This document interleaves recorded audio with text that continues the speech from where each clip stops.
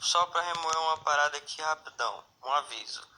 Mano, se alguma página relacionada a coisa geek, ou a mim, ou algum UFC, postar alguma coisa que me ofenda, que ridicularize a minha imagem, e alguém da minha família não gostar, ou alguém que goste de mim não gostar, e falar alguma coisa, mano, vocês vão ter que aceitar, cara. Se você tá postando uma coisa que tá teoricamente me humilhando, cara, tá fazendo apologia a coisas erradas, cara, você vai ter que aguentar comentário. Não tem essa de, ai, você devia ter vindo falar no meu PV primeiro. Não, você não veio no PV de ninguém, consultar ninguém e postou alguma coisa errada, cara. Então você tem que lidar com a parada, tá ligado? É só isso, mano. É só isso. Tipo assim, página das paradas, pode postar o que quiser, cara. Meus FCs, pode postar o que quiser. Eu sou o cara que mais dá apoio aos FCs, mano. Que tá direto junto com os FC, mano. Pra quando a pessoa. Mano, eu ser o cara que dá apoio direto, que dá atenção direto, que segue, que compartilha, que curte as coisas.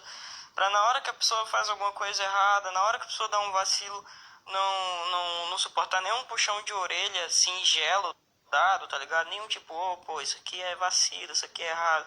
Não aceitar nem isso, mano.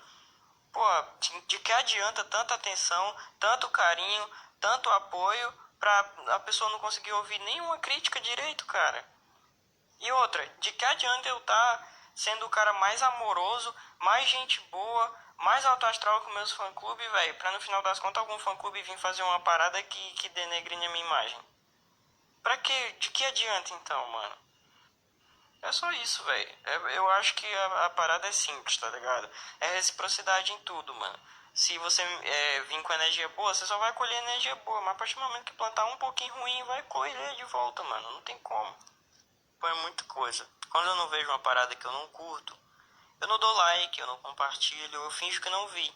Que é pra, de uma forma singela, as pessoas entenderem que eu não, sei lá, não curti, tá ligado? Eu tenho essa opção também. Eu sou um ser humano. Eu posso gostar de uma coisa e eu posso não gostar de uma coisa também.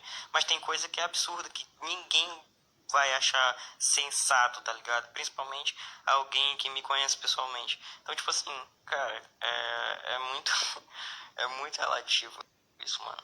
Muito relativo. É tipo, é uma parada de senso, mano. É senso, é precisar de senso e reciprocidade e se colocar no lugar de quem errou, tá ligado? Não é de quem tá certo, não, mano.